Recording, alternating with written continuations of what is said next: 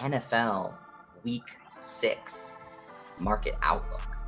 I'm your co-host, Brett Matthew, along with my partner and betting strategist extraordinaire, Judah Fortgang, and special guest, Arjun Menon. Like Judah, he also writes for PFF, has his own podcast with Tage Seth called Taking the Points. Quickly become really a go-to listen for me every week. It offers some really sharp takes, fresh analysis, and most importantly, actionable takeaways. Something I'm always looking for in a podcast and that very few have. And so if you aren't already subscribed, go check that out. But before we jump into week 6, I did want to do just a quick refresh of week 5. We could look at how some of the consensus market power rankings have changed. We could look through some of our drive quality scoreboard. But Arjun, starting with you, what were some of your key takeaways from week 5?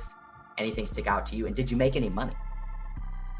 Yeah, I was up a little bit, just betting spreads and totals. I was heavily live betting the Chiefs on Monday night after they went down 14. I want to shout out Judah for that really cool, how do offensives perform when they're leading with a win probability of over 70%, because the Raiders did exactly what they've done under Derek Carr, which is stall when they're up 17 or 14, and the Chiefs came back. So made a little bit of money there, lost a little bit on the Lions with you guys on Sunday, but it was overall a pretty good day, and I appreciate you guys having me on. Oh, yeah, absolutely. I know you're getting in more and more demand. I know you're on PFF Forecast this last week. You just got added to broader distribution. Now you guys are going to be doing 2 episodes a week. That's exciting stuff. What about you, Judah? Anything you take away from week 5, and how did your bankroll perform? I got murdered on spreads and totals. Thankfully, sack props really saved me. We're increasing the unit size, we have to. But I got murdered on the Lions. Live betting, we had a bunch of tough tilts. The fact that the Chargers were -2 when I thought it was 1.5,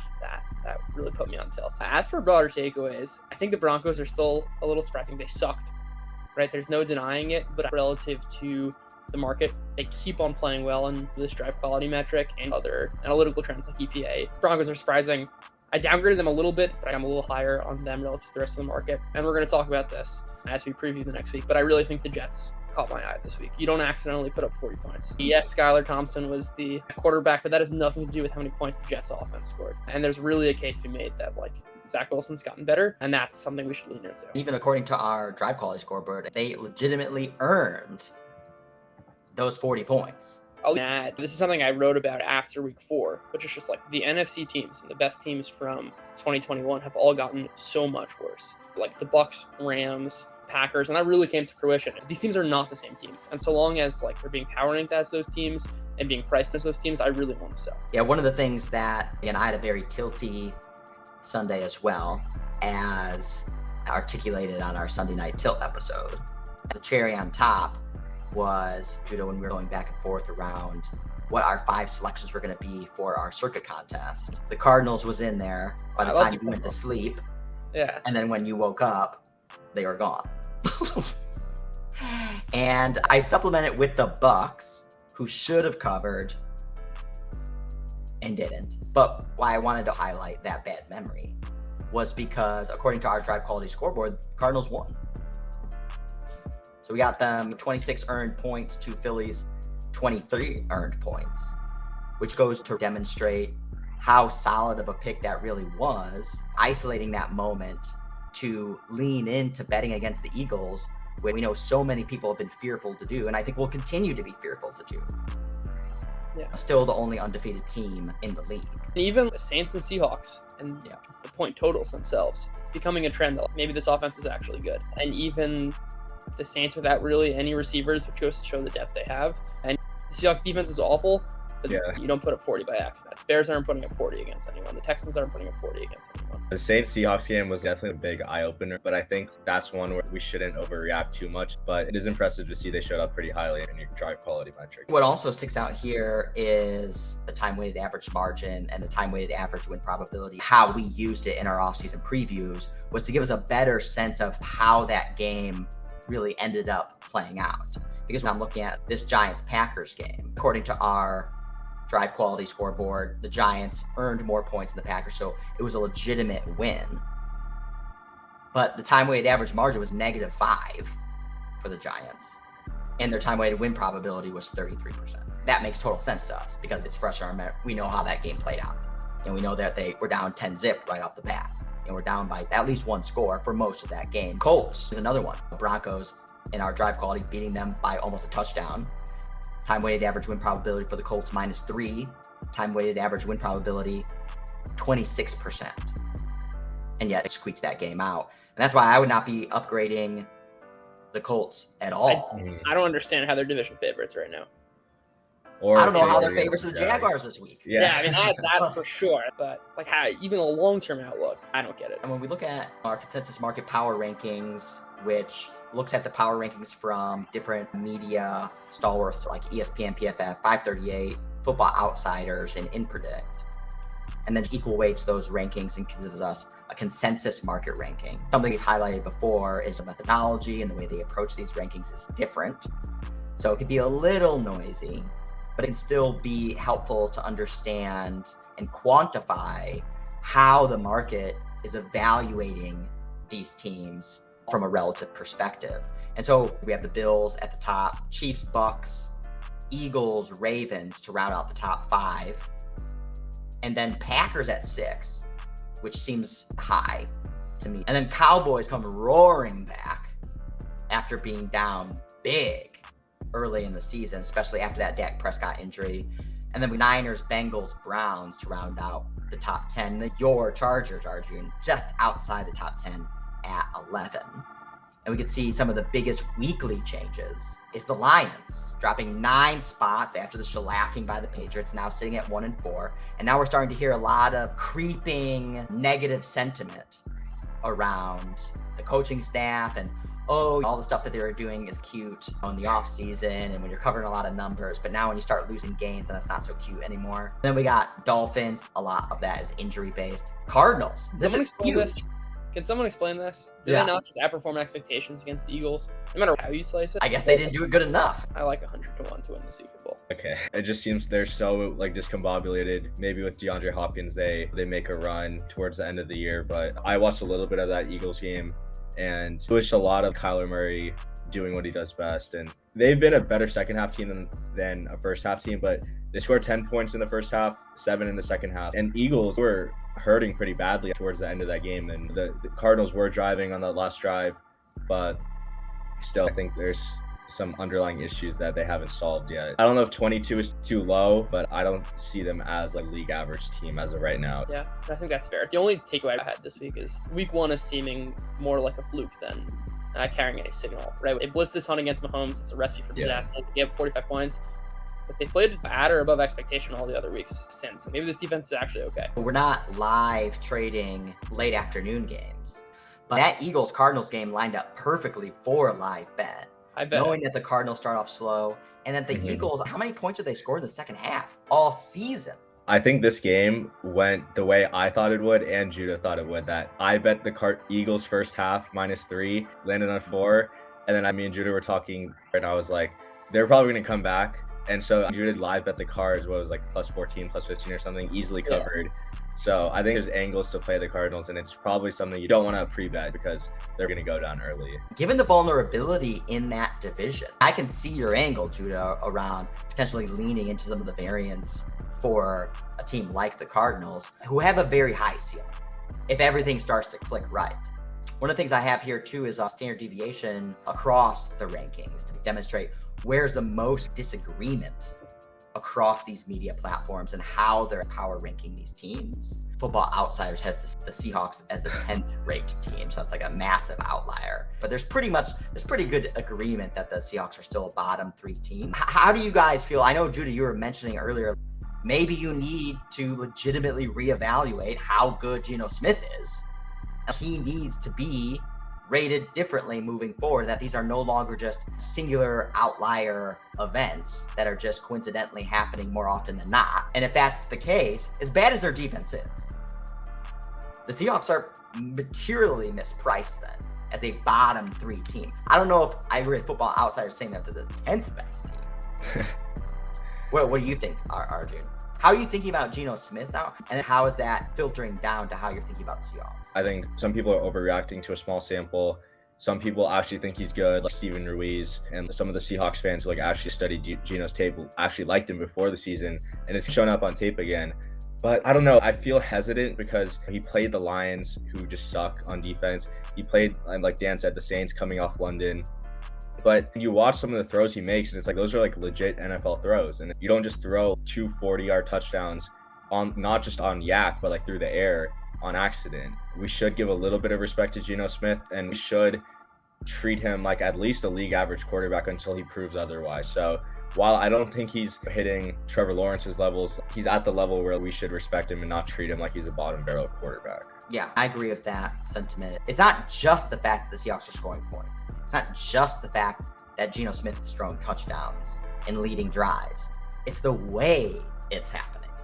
Lastly, before we move into week 6, looking at just some of the year-to-date changes from week 1 to today and how the market has reevaluated some of these teams. I want to call it the Jags. This was a team Judah and I really liked in the offseason, but now legitimately put in an ugly performance versus the Texans at home. Legitimately lost versus a bottom 2 team. How are you guys thinking about Trevor Lawrence and the Jags right now? So the market's got him ranked mid-tier, 13th. Does that seem about fair? I think 13 is perfect. What's interesting this weekend is that InPredict, which is pulling from the actual spreads of the game, has them as 20th. Yeah. Meaning they're actually currently this week being priced as 20th, which I think is a mismatch because I actually think 13 is probably the right number. The defense is really impressed so far, which I think is the biggest delta between the offseason and now. Like the front four has really been terrific. Well, Trevor Lawrence, how many times, Brett, did we see, and I think this is what you're pointing out with the year-to-date change, those like rafts of power rankings and goes up and down and up and down and up and down. And it's like, fluky games are going to happen. We have to build in that there are going to be bad weeks. I haven't really downgraded Trevor Lawrence at all. I think he's the same player he was. Football players are going to go through weird random games. Right? The Chargers are going to lose to the Texans last year for no good reason. This happens all the time. And I don't think it's worth overreacting. I agree. And the thing with an ELO model is you're baking in priors a lot. So this is obviously baking in the fact that the Jags are picking number 1 last year, and it's still pretty early in the season. As when you compare like Football Outsiders, where the Jags DVOA performance against like the Chargers in week 3 was like in the 30s or something, which is absurdly high. So I think that's baked in too much, but I think 13 is the right rank. I think Lawrence will be fine in the long run. There are a lot of things he's doing very well, and when it comes to being more consistent through the air, I think that will get better as the season goes on. And I hinted at it in my Back to the Futures piece for PFF, but I don't think they should be the 3rd highest odds to win the division after one bad game. Yeah, I think the sell-off is extremely negative, and that basically this is the signal. The last 2 weeks and the first 3 weeks was actually noise, and I think we're starting to see that in some of the market pricing this week. Being a 2-point underdog seems mispriced, but let's get into week 6. Thursday night, Commanders flipped. So Bears were -1, and now Commanders -1.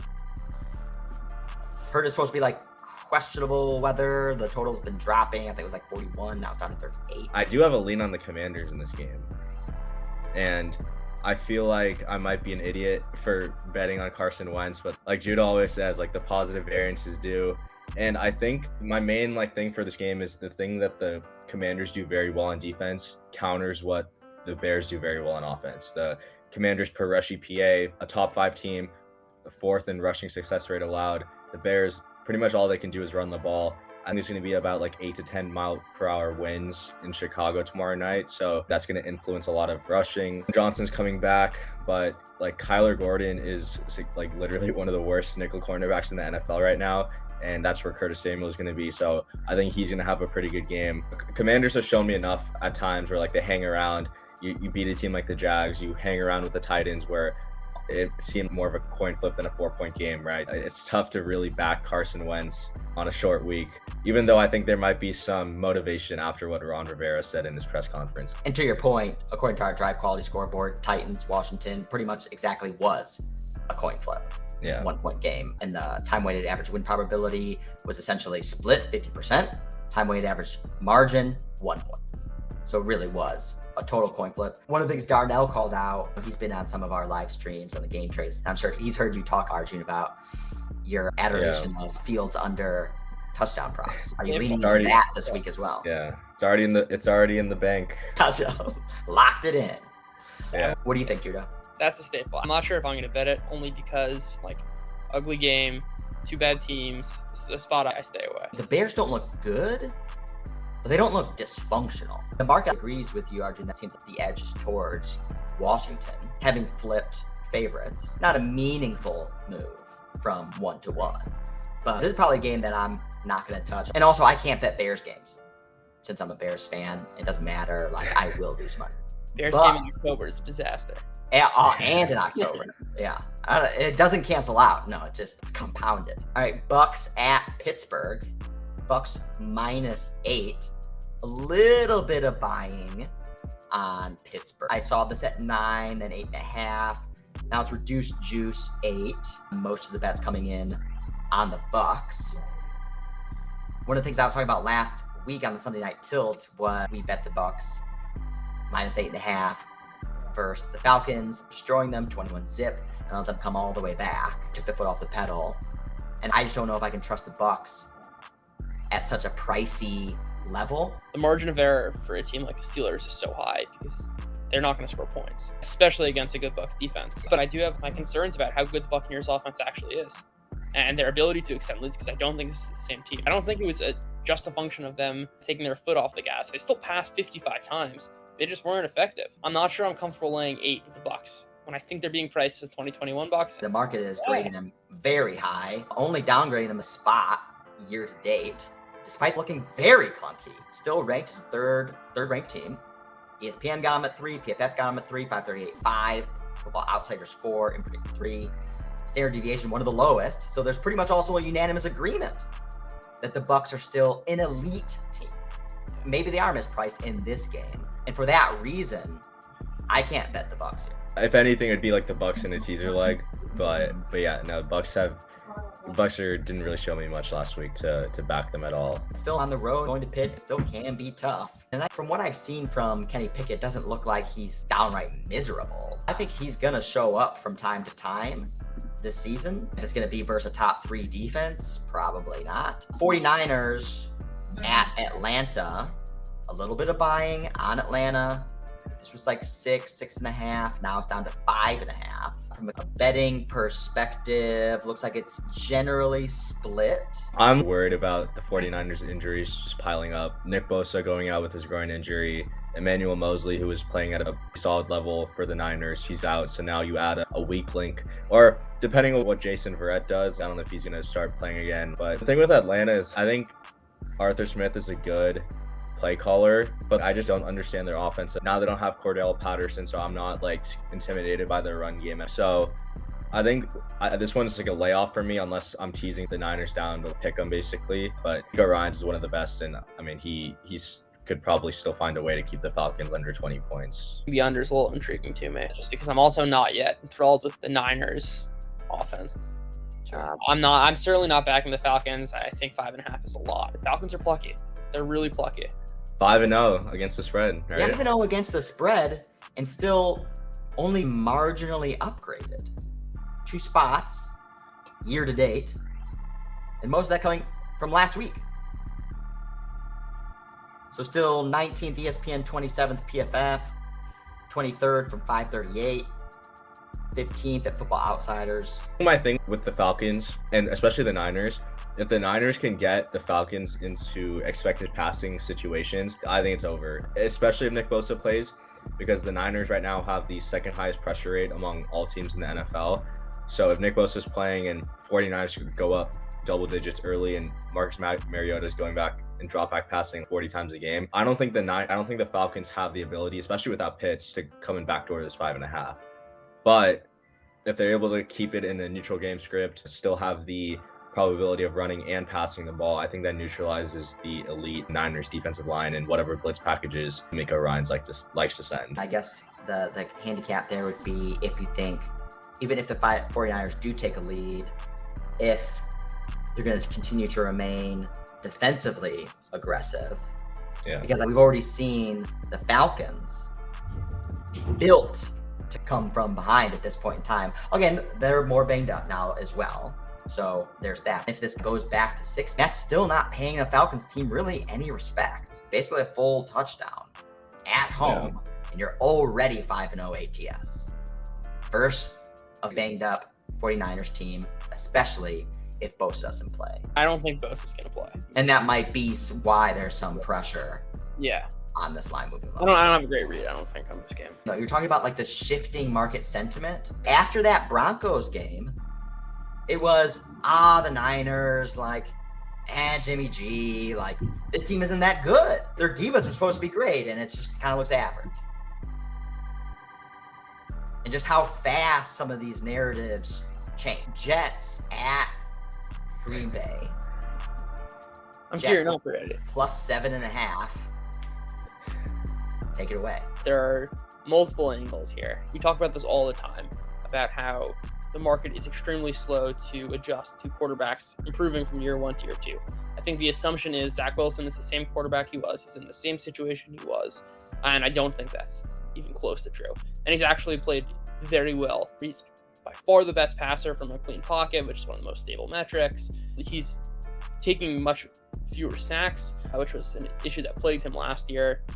Whatever it is, his EPA is higher, et cetera, et cetera. And I think it speaks a lot to, number one, the offensive situation, right? That the receivers are getting open and they're being schemed open. Garrett Wilson is absolutely terrific. The run game has gotten going.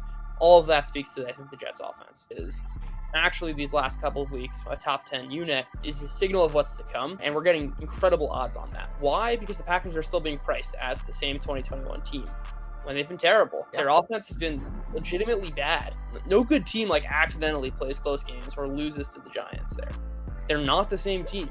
They're still being priced as the same team. Not to mention, there are a bunch of angles within the game that have me on the Jets, which is that the Achilles heel of Aaron Rodgers has always been pressure when his offensive line breaks down. The Jets are 5th in the NFL at forcing mistakes on the offensive line. In terms of EPA, Aaron Rodgers has the 5th biggest discrepancy when the play is perfectly blocked versus when the play is not perfectly blocked. Not to mention that the offense is not getting open. Defenses are perfectly covering their plays at about nearly half, 50%, and the Jets are perfectly covering their plays at 50%. Add those two together, and you have a lot of expected negative plays, right, for an offense that's already struggling and still being priced as the 2021 team. The last thing I'll say is that in 2019, Aaron Rodgers their team was 13-3, but Aaron Rodgers really struggled. It seemed like he didn't really buy into the low-floor system at all, and he was playing out of structure. If you watch the games now, especially the second half when things weren't working, Rodgers was not playing it within rhythm where he was extremely successful with the floor, but he's just like chucking up deep balls down the sideline. Yeah. Like he's not comfortable, and he's playing more like the 2019 self in terms of his decision-making than the MVP from 2020, 2021. Judah really hit the nail on the head. I echo his work there. I just don't think Aaron Rodgers looks the same. Right now, his early down to late down splits are drastic. He's definitely like top 6, top 7 quarterback on first and second downs, but when it comes to the money downs, he's been at least a bottom 12 quarterback, which is not something typically we saw from Rodgers. When you're in the money downs, he doesn't have a go-to receiver. He doesn't have someone that is going to get open when teams play man. And so he's either just relying on these RPO flat routes or bubble screens, which always worked with Devontae, but doesn't work anymore because he doesn't really have chemistry with anyone except Randall Cobb or Alan Lazard, which it doesn't really matter if you have chemistry with them or not. They're going to produce a little bit, but not at the rate Devontae's producing at. And the other thing is, like, Rodgers has been pretty much a bottom 8 quarterback under pressure this year, which, given Elton Jenkins and Bakhtiari coming back from injuries, that's pretty big. The Jets surprisingly rank 4th in pressure rate in the NFL right now, which I don't know if that's as surprising because, like, to some people, getting Carl Lawson back, Quinn Williams is playing like a beast this year. But if they are able to get interior pressure from Quinn Williams, from Carl Lawson on the outside, and make Rodgers have to play under pressure, I think there is a legit chance the Jets win this game. I think the one pushback I would have is I'm not fully bought into Zach Wilson as Judah is. Yeah, that's an important point. I'm not like bought into Zach Wilson either in the sense of, well, I'm ready to bet the Jets in futures or whatever, but this is a 7.5 point game. If you're betting the Panthers last week at 5.5 or 6 against the Niners, you're throwing shit at the wall and hope something sticks. There's like a legitimate angle. There's a legitimate play to say, okay, I'm going to get plus 275 on the money line here. And there are real reasons why the Jets could be good. Am I willing to like fully bet that over the long term? No, but like, there's real asymmetric risk here. And if I'm right on this one little thing, which is that Zach Wilson's been a little bit better and the Packers are a little bit worse, the upside's huge. And that's why I love the spot. It's all relative to price. Yeah, and one of the things you're talking about, Judah, is the market hasn't downgraded the Packers enough. In fact, the market hasn't downgraded the Packers at all. And so we can quantify that. We look at the year-to-date change for the Packers is up one spot. So if we think that the market is still way too high in them, and that's translating into an overly aggressive spread, versus a team that's still not being properly appreciated. We've seen the Jets have certainly been upgraded on a season-to-date basis, and particularly last week, but still bottom 8 team. My pushback on this handicap would just be something along the lines of the Jags. It looks like the team's getting things together, but we know that they're still young. I feel like going on the road at Lambeau for certainly an experienced quarterback and a well-coached team at minimum. I think that's the square take that's going into why the number is 7.5. People are like, nah, I can't really listen to the 2022 data. This is Zach Wilson. It's a young, inexperienced team. By the way, same handicap against Pittsburgh. Zach Wilson coming off from injury, going against an experienced team and a good coach into Pittsburgh. I'm going to pick him in Survivor. Well, Pittsburgh is clearly a very bad team. Yeah. And the Packers might not be a top 5 team, but Right. they're not a bottom 5. No, they're not the Steelers. The people we know are willing to put money on the Steelers in Survivor. I'm sorry, Dan. But I started talking about Zach. Yeah, that's true. That's baked into the price, I think, probably a little too much. We're still going to see at least 2 or 3 nasty duds from the Jets this year. But this is by no means a reason to bet the Packers. This would simply be a reason why I might be cautious. You always want, when you're trying to make your bets, you have to see both sides. If you don't see both sides, if you cannot make a justifiable handicap for the other side, then you're just not like seeing the game properly. And that would be like my small pushback. Is this a top 5 pick? Absolutely. Ravens at Giants. Giants plus 5.5 reduced juice. I don't think I've really seen this move. I think it opened up at 6.5. 6.5, so down a point. Yeah. With a lot of that action as expected. On the Ravens, line being adjusted the other way, which implies more influential money coming in on the Giants, which makes sense because I don't think they're still really a palatable team that most casual bettors would be betting at this point in time. This is probably their most impressive win, where I feel like the broader market is starting to take notice. Because prior to this, it was like, man, they're like the worst 1-0 team ever. Man, the worst 3-1 team ever. And I think we can see that they're still 20th. So getting there. This is definitely the highest the Giants have been in years. I think this is a tough game to handicap. The Giants, I don't think they're that good of a team. Not very talented, but they're just scrappy. Like, they fight. We saw a lot of good things from Daniel Jones that game. That was like one of the best performances I've seen from him as a quarterback. But from the Ravens side, like, that was also the Ravens' best defensive performance. And I think we need to respect that now. Marlon Humphrey and Marcus Peters both had pretty good games. The thing with the Ravens defense is it's built to stop Joe Burrow. It's built to stop Patrick Mahomes and Justin Herbert, right? Like, that's why they transitioned from a blitz-heavy cover or man scheme under Wink Martindale to Mike McDonald, who runs a lot of too-high stuff. And that's why Joe Burrow's ADOT was like 3.8. But I don't know if that necessarily gives them an edge in this game. This is a type of game where, like, me and Judah were doing a lot of work on this over the summer. The Ravens should be playing a lot of man. Humphrey and Peters are significant advantage over, I don't even know who the Giants receivers are. James and David Sills or whatever. Yeah, like, I guess the only mismatch here is you can't leave Saquon, or you can't leave Patrick Queen one-on-one with Saquon Barkley, because that is probably the biggest mismatch in this game on both sides of the ball. But 6.5, I think, was too many points for the Ravens. I think it's properly priced at 5.5. And I think at this point, you're either buying that the Giants are like going to hang in there, hang tough, or the smart Ravens with Lamar Jackson are just going to blow them out of the water. I'm glad, Arjun, you said something about the alt line, which is I'm not playing this spread. I would maybe sprinkle something on the alt line. There certainly is the angle of, oh, this Giants start is cute, but like, Daniel Jones just played his best game. What happens when he goes back to his career average? They still have no receivers, and Lamar Jackson is just too much for them to handle. But I really like the under in this game, which is, I talked about it last week, is that I don't think the Giants defense is getting enough respect. I think Wink Martindale is doing a tremendous job scheming up pressure and even just mitigating the fact that his defense doesn't have a lot of talent, and they're producing at a pretty good clip. I think the Ravens, especially if Rashad Bateman is out again, they don't really have the weapons on offense. They don't have the running backs or the kind of run game they've had in the past. to lean on. But at the same time, wide distribution of outcomes, but I think there's a pretty fat middle there. I'm looking at the alt lines now on DraftKings. This is pretty insane. I had no idea there was like this much optionality. Every half point. How do you think I entertain myself all day? Yeah, Jesus. And then we never fully got into it the way we wanted to, but to look at the dynamics of alt spread pricing and try to see if there's hints in there around which lines might be weaker than others and how those alt lines are almost essentially power ranking certain teams. But yeah, I love Ravens alt spread. Vikings at Dolphins.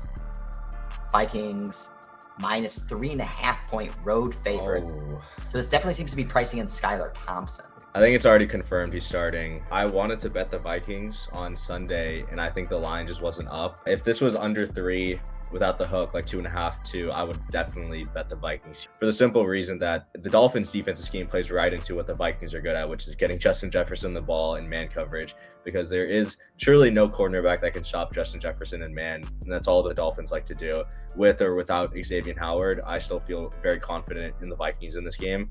And even Adam Thielen, I don't think he's washed, but he's regressed obviously a little bit, but I think he's still better than the Dolphins' number 2 corner without Byron Jones. The only thing I'm worried about is the Vikings defense allowed like 22 points to the Bears. I think there are some questions about, they play a lot of too high under their defensive coordinator, and the Dolphins like to throw the ball short. Tyreek's like average depth of target is pretty low at times, and with Skylar Thompson's going to be very low. So can they wrap up? Can they tackle? I think those are questions that I have about them. Definitely going to be playing a nice Justin Jefferson in a same game parlay or something like that. I don't think the market is really pricing in just how banged up the Dolphins are, especially for a team that plays a lot of man coverage. Jones and Howard, we'll see if Howard's out. That means a lot more to a team than teams that play zone. Tyreek Hill's banged up, and obviously the quarterback.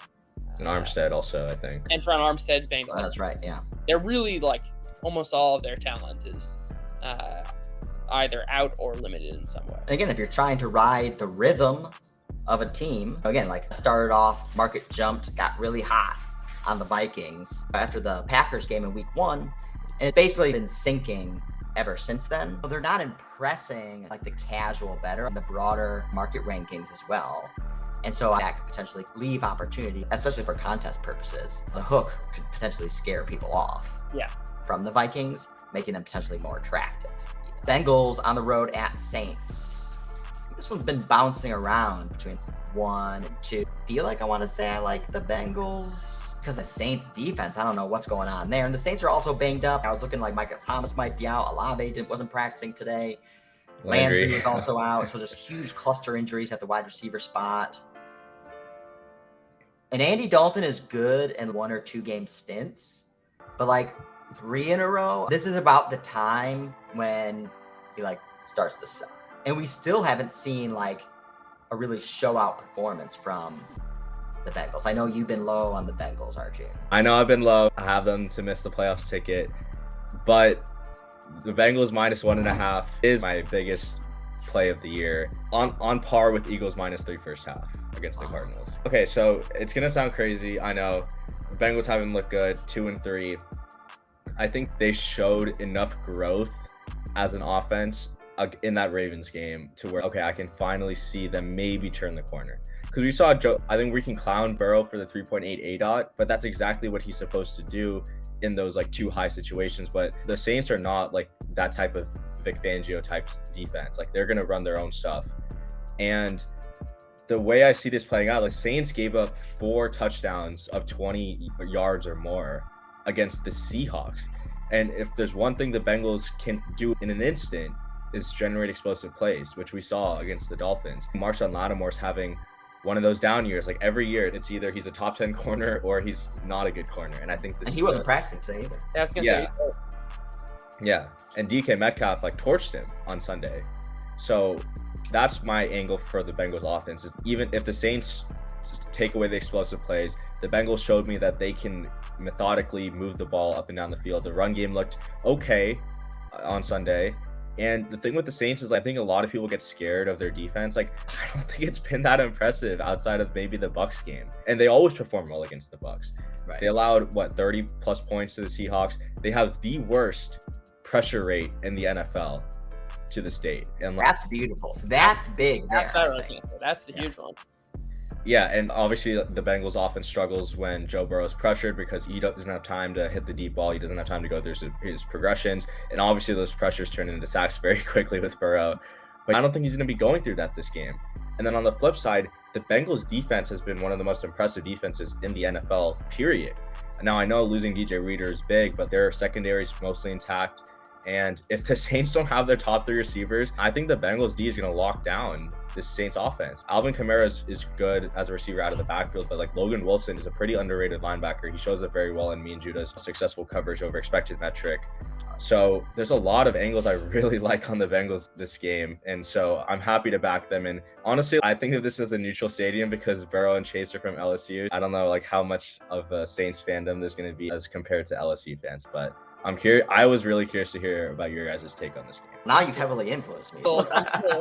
I'm fully sold. The pressure angle combined with the explosive plays really has me. This is a schematic thing. Like they were last or bottom of last year in allowing explosive pass plays, the Saints were. And I think the very fact that like Burrow's Achilles heel has always been those pressures to sacks. And if those pressures aren't coming in the first place, the sacks aren't either.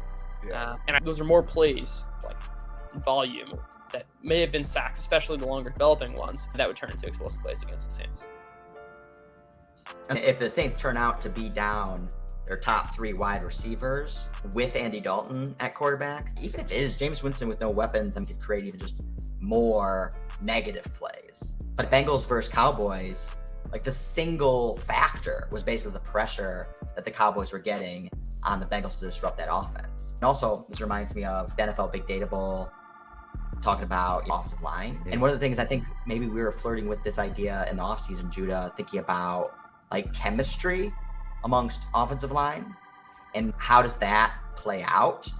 And that's one of the things that people are anecdotally saying around a team like the Bengals. The offensive line, like they don't have chemistry because everyone knew, oh man, the Bengals really upgraded their offensive line over the course of the season. That was their biggest link last year. And now it's no longer going to be a meaningful vulnerability.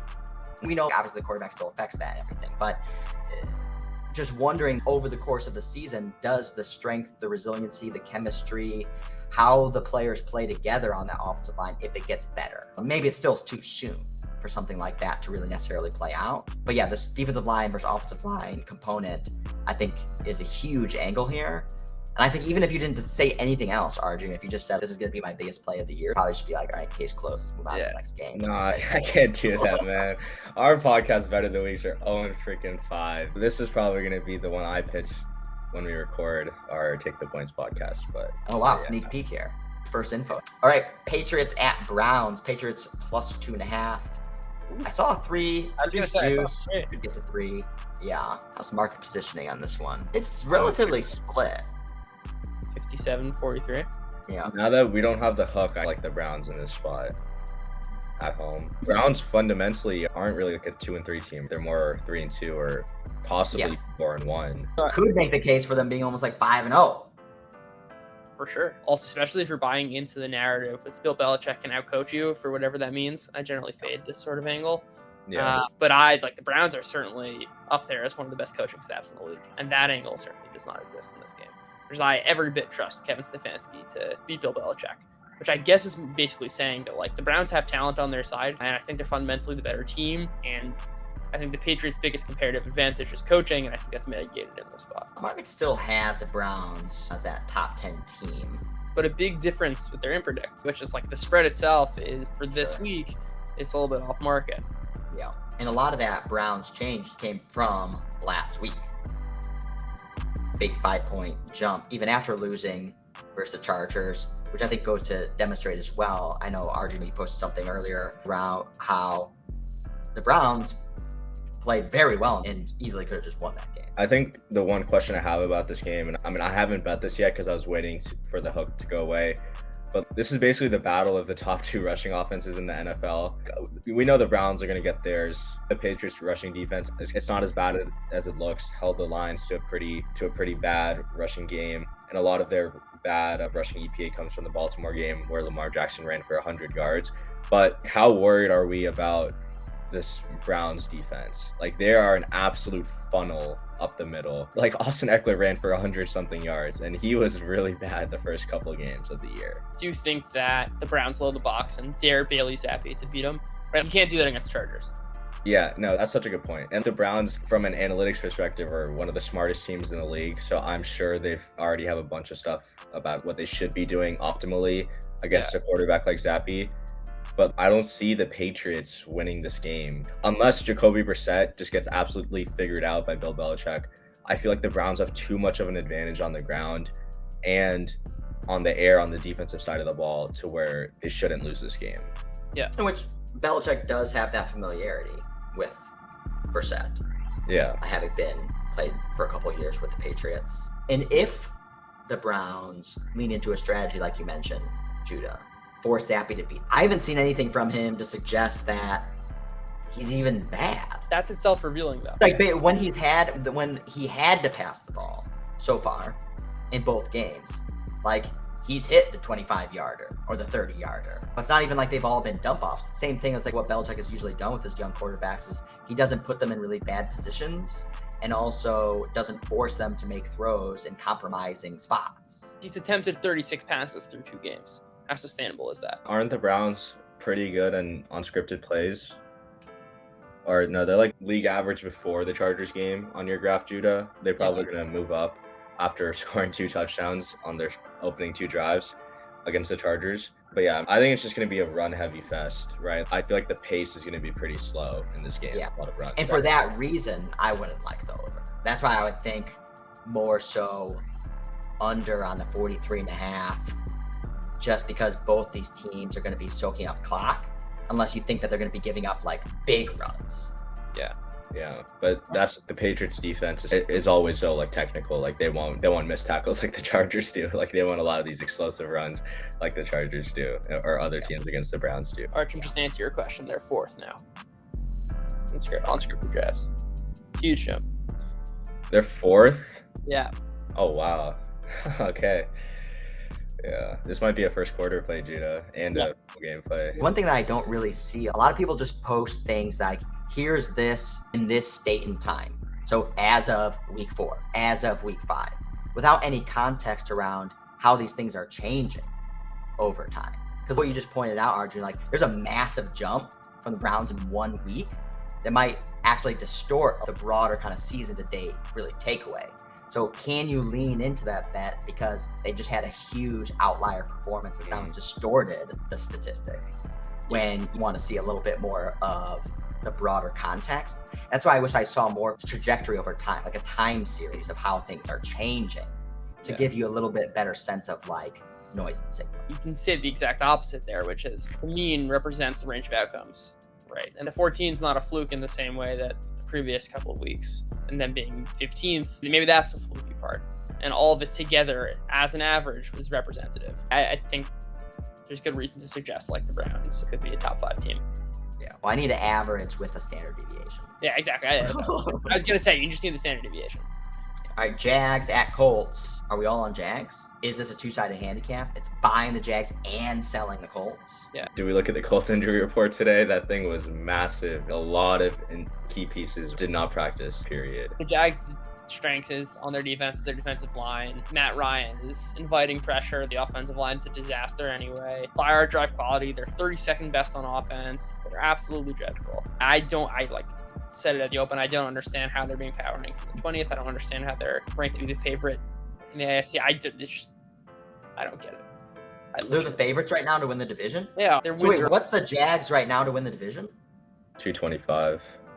Okay, so it's still off its lows. So I know it was still in the 300s even after like week 1, week 2. This is an alt-line spot for me, for sure. Oh yeah. The fundamentals in this game are so far in my view. Absolutely. I already bet 5.5 plus 200. I'm levering up there. All right, Panthers at Rams. +10 with PJ Walker, new coach, Steve Wilkes, former Cardinals coach. Rams have looked ugly. Panthers have obviously looked ugly, so much so that they fired their coach in week 5. Seems like a big number for a Rams team that sneakily has one of the worst offenses. I don't think you can take either side here. When it looks like the broader public too is betting the Panthers. And I never feel comfortable when the public feels comfortable betting the underdog. Yeah. And thinking that they're being very clever doing so. I want to say the bottom to buy on the Rams, but again, at a double-digit spread, that's no bottom. So this 10 with a 41 total. That's crazy. PJ Walker, as I talked about last time, he's not somebody you can trot out there week in and week out, but in standalone spots, he has performed. He's covered numbers.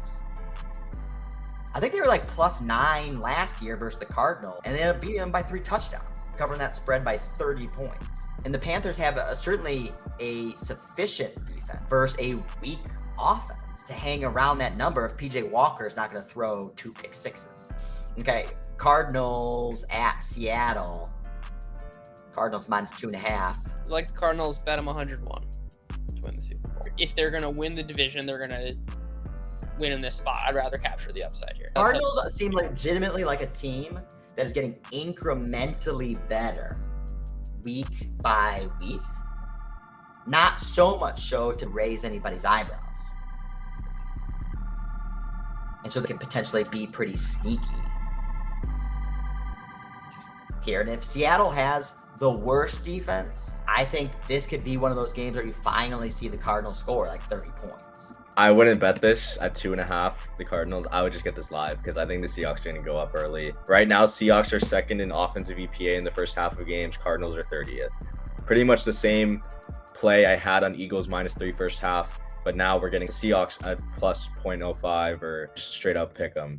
And that's not a bad bet. The Seahawks going to be at home. Gino's coming off one of his better games. I'm pretty sure the Seahawks are mostly healthy on offense. Kenneth Walker looked pretty solid last week, so I'll probably lock this in at some point. I just want to see how far the line moves. But Seahawks first half, and then throw profits, if any, on the Cardinals full game. So Seahawks first half Cardinals game +650. I don't mind that bet, but I guess the question is, do the Cardinals win this game outright if they don't win the first half, right? I'm not as bought into the Cardinals. I think the only play I would have is a Seahawks first half in this game. Yep, still tough to play in Seattle. I wish this was pick'em. That'd definitely be more attractive. But even at the 2, I still like Cardinals. I think the Cardinals are still in a different tier. Bills at KC. Let's hit 3. I bet it already at 3. Looks like it came back down to 2.5. The Bills have obviously romanced everyone because they've looked so dominant in a lot of the games that they win.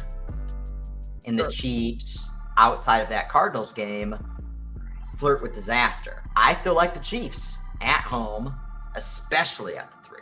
I think we've already seen Bills cracks. Again, the Bills, when they look good, they just look so good that everyone is hearts in their eyes. Forgets about all the bad. And we've already seen them struggle, put in questionable performances versus both the Dolphins and the Ravens, both on the road. This is a huge game with respect to potentially number 1 seed and home field advantage in the playoffs. I like Chiefs. Yeah, I see this as a coin flip. Right, 2 elite teams. You take the underdog. If you look at like our drive quality stuff right now, basically the Bills are on their own tier. They're like the only team in the top right. It doesn't really matter against the Chiefs. The Chiefs can put up 40. I'm with you guys. I think you have to take the Chiefs. I've already bet this at 2.5. I bet it before it got to 3. I didn't think it would hit 3. I think the Chiefs defense is not that bad. I think they did look really bad against the Raiders, but the Raiders actually have a running game that the Chiefs had to respect. Like, Chiefs respected Devontae Adams, and that hurt them with Josh Jacobs tearing them up in the run game. But there's no one on the Bills that's going to do that. So, like, you can respect Stephon Diggs and Gabriel Davis without worrying about Devin Singletary running for 100 yards in this game. But the thing with the Bills defense is they are a primarily zone team. They run a lot of cover 2, 4, and 6. And I might be completely wrong on this. I think this year the way to beat the Chiefs is if you have a good secondary, you have to play man on them because they don't have people that can separate. And I think when teams play zone against the Chiefs, Mahomes is in now year 5 as a starter. He's been in the league for 6 years. He knows how to read defenses. He knows how to pick apart zone like good quarterbacks can. In the past, it was rush 4, drop 7, and you play zone behind you because you can't play man on Tyreek. But I think you can't play zone on the Chiefs this year because they're going to pick you apart with all their pre-snap motion and all the underneath stuff that they've been doing. So because the Bills run a lot of zone and because I've seen Mahomes pick apart zone in general this year, I do Chiefs. And I know that it's such a small sample size early on, but like the Chargers had the only good defensive performance I've seen against the Chiefs, and they played 41% cover 1 in week 2. That's my angle on this game. I don't know if it's right or wrong. I don't know if the Bills are going to do some weird stuff, but I don't see the Bills secondary, especially without Tre'Davious White and potentially Jordan Poyer, having any success at slowing down the Chiefs. I like that a lot. I think it also just goes to show matchups matter a lot less when you're Patrick Mahomes on the other side. Yeah. Like I was the take with the Tampa game. I think you say the same thing about the Bills, which is why it's if you're going to price in some sort of matchup angle, I'll fade that. A lot of us thought at the beginning of the season when the Bills demolished the Rams, they're like right off the bat, like, damn, this team is good. Look how impressive they are. Whereas a couple weeks later, now that's certainly lost some of its luster. Yeah. And then they demolished the Titans, and then they demolished the Steelers. All right, they're like whooping the asses of some bad teams, which is what a good team should. That's what a top 3, top 2 team should. But the Chiefs have played a decent Cardinals team, played the Chargers, played the Bucs, and I think everyone's very well aware that the Raiders are certainly much better than their 1-4 record implies. So basically just to say is I feel like the Chiefs have certainly been tested more than the Bills. And the Bills' toughest games versus the Dolphins and Ravens, one, they're down by double digits and lost the other. And both were on the road. And now they're going to go on the road in a very hostile case. That's a KC slam dunk. At +3. I think to your point, Jude, I like those pick 'em. Then it's how can you really have a very strong conviction in either way? These are just two great teams. Yeah.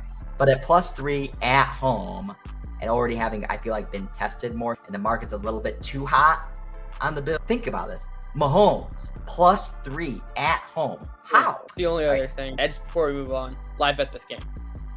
Tons of volatility, lots of points. You'll be able to grab both sides. Live bet this game. Cowboys at Eagles. Cowboys now out to 6.5. Cooper Rush, I think he's also undefeated. Eagles look very clunky in the second half of games, but mostly because they can afford to do. They start off hot. The Eagles are starting to deal with some of their own injuries piling up. A lot of points, division game. I think the biggest thing what Cooper Rush is doing is just not putting them in really bad positions. He's not losing them any game. But do you think that's a product of the game scripts he's been in, where their defense has been able to overwhelm the opposing offenses, and that's allowed Cooper Rush to flourish? That leads me right to say I actually like the Eagles alt here, because I really don't trust Cooper Rush when he's put in a bad spot. And I can see the Eagles jumping out to a lead here. And then it's, okay, we've got Cooper Rush trying to come back, and the market's pricing in a Cooper Rush that's 5-0 against the spread, and it's played in only a particular type of game script. I like that. I think the thing with the Cowboys is so hyped up on their defensive line, which obviously they should be. Jalen Hurts is a pretty mobile quarterback that does a very good job of not letting pressures turn into sacks. She shows up above average on Kevin Cole's like survival analysis and like how many sacks the QB prevents versus their offensive line. I don't think Jordan Mailata's played in the past like 2 games. Maybe Dan can correct me there, but no Mailata, so they're probably playing like Andre Dillard or something. I do get worried about Micah Parsons, but he's also hurt with his groin injury. So I agree with Judah. I think if you really trust this Eagles defense, which I think you should, and don't trust Cooper Rush, which I don't think you should either, then the alt line is the better play here. But I don't think you can bet this at 6.5. Like that is a lot of points for a team that kind of lets their foot off the pedal in the second half of the game. Anecdotally, also hearing a bunch of different podcasts go from whenever you do a little power ranking to like Eagles in their own tier to now like I was hearing questionable whether the Eagles or Cowboys are going to win the NFC East. That was a conversation. Yeah, that's inappropriate. But like insofar as that is any signal, it certainly seems like this theme from the broader consensus is slowing down the Eagles. Yeah. Now's the time to buy the Eagles. That's how I see it. Everyone's kind of coming down. It's just in this spot. Last game on the slate, Monday Night Football, Broncos at the Chargers. Broncos +5. I know in the Sunday night tilt, this one stuck out to us. It opened at 6.5. And Broncos certainly looked at least superficially attractive at that number. And I saw it come all the way down to 4.5. And even this is +5 reduced juice, so certainly could potentially still be moving in that direction. 60-40 split, leaning Chargers. 75% of the bets on Chargers at DraftKings. In any case, still, I would like Chargers here. Apparently, Russell Wilson is banged up, or at least maybe that's the excuse for why he sucks so bad. But Broncos are dealing with a whole bunch of injuries as well, and they want to lean on their running game, and obviously no Williams now. Melvin Gordon is no longer a lead back, and they probably don't want him to be because he fumbles so much. I think Darby went out. Now he's out for the season. Yeah. Their secondary is just getting trashed. Yeah, they're probably going to get Justin Simmons back. I remember seeing something like 2 weeks ago saying he was going to come back for this game. That would definitely be a huge boost for them. But I hate betting Chargers games. But yeah, 6.5 was too much. I would have bet that at 6.5 if I wasn't a Chargers fan. I mean, I even liked it on the forecast. But I think with this game, like the angle is like Brandon Staley has completely neutralized Russell Wilson in the 3 matchups. He was defensive coordinator with the Rams, and now Russell. Yeah, I heard you talk about that. That's and now Russell doesn't have his left tackle. And one of the things I give a lot of credit to Brandon Staley for, he does a very good job of scheming one-on-ones. Like his blitz packages are one of the best in the league. And the Broncos offensive line looked pretty shoddy last week. So I do think Khalil Mack could be in for a good game, even if he might face a lot of double teams. And like the Chargers' interior pass rush has been pretty good this year. And I think JC Jackson's been playing like ass. He could be due for a bounce back game against, I hope they match him up on Courtland Sutton because he struggled against good route runners like Jerry Jeudy. So if the Chargers do the right thing and put JC on Courtland Sutton and Asante Samuel on Jerry Jeudy, I think they can have some success. But the Broncos have more weak links on defense than the Chargers do. And I think the Chargers have the capability with an elite quarterback to take advantage of that. But at 4.5, I would take the Chargers. At 5, I'd probably take the Chargers. At 6.5, it's probably more value on the Broncos. You made a great point on your podcast earlier this week when you're talking about how Russell Wilson had that red hot season through the first 9-10 weeks.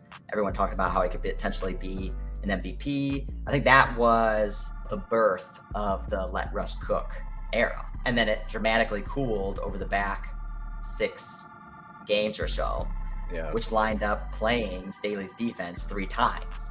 So it was like a huge catalyst for the change in that narrative. I think my only hesitancy here would be is I just don't trust them to win by margin. And 5 might be too much margin. I mean, they flirted with not covering 5 versus the Texans. I know. Yeah. To Judah's articles, I don't know if you can ever write up Chargers alt lines until they can prove they can win a game. Yeah. Oh, fuck. Actually, and dude, I don't think you've ever even pitched that this season, have you? No. See, that's a great point of we're trying to evaluate how the pricing of alt lines is. Yes, Chargers like -14.5 versus a comparable opponent versus Ravens versus a comparable opponent. Those -14.5 should not be priced the same, are they? Yeah. And then if there is distinctions in those pricings, then if that gives you other hints as well around just imbalances in market action or whatever. All right. Thanks again for coming on, Arjun. That was awesome. Some great insights. Definitely one of our best market outlooks season to date. Definitely hope you can carve out some time and join us again this season. For anyone who doesn't know, Taking the Points podcast with Arjun and Tej, awesome podcast. Definitely check it out. Thanks everyone for listening, and that's Closing Bell.